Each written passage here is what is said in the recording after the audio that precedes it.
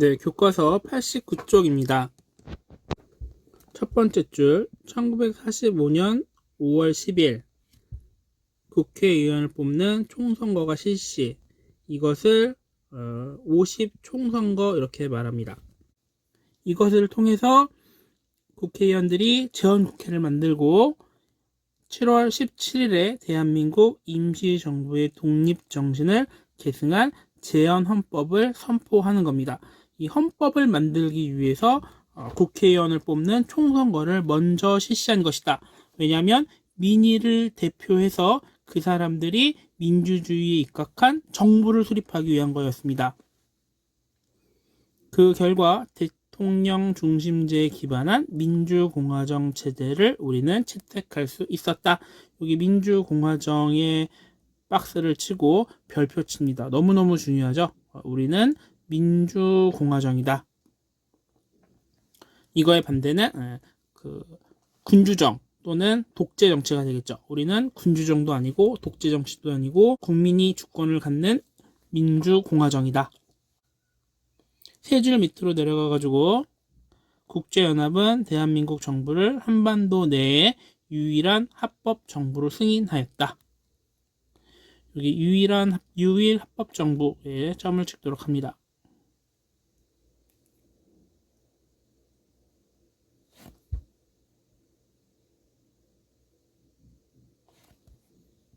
밑으로 가서 북한의 박스를 치고 1946년 북조선 임시인민위원회가 수립되었고 여기서는 토지 개혁을 하고 또 공장을 국유화합니다. 북한의 토지 개혁도 잠깐 살펴볼게요. 북한은 토지 개혁을 통해서 사회주의 경제 체제를 추구한 다음에 무상몰수, 무상분배 원칙으로 삼아서 토지 개혁을 추진하였다. 무상으로 농민들한테 모든 토지를 나눠주었다. 지주의 토지를 강제로 뺏어가지고 무상으로 나눠줬기 때문에 지주는 사라지고 농민들은 토지를 얻게 된 거예요. 그러면 어떻게 되느냐? 북한 정권이 그리고 사회주의가 북한 주민들한테 지지를 받는 아주 결정적인 사건이 됩니다. 옆으로 가서 1948년 9월 9일에 김일성을 수상으로 하는 조선민주주의 인민공화국이 수립되었다. 우리나라 대한민국 정부 수립 이후에 약 20일 뒤였다. 이렇게 해서 분단은 현실화됩니다. 분단의 동그라미를 치고 90쪽으로 넘어갑니다. 두 번째 줄, 친일파를 청산하기 위해 재헌국회에서는 1948년 반민족행위 처벌법을 제정하게 되고 반민족행위 특별조사위원회를 구성해서 친일파를 조사합니다. 이렇게 화살표를 각각 치세요. 반민족행위 처벌법에 점을 찍고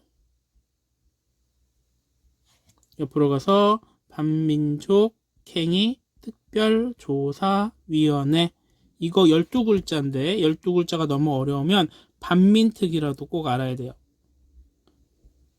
이거는 수능 기출입니다. 그런데 결국 실패한다. 이유는 두 가지예요. 좌우의 대립이 심화되었다.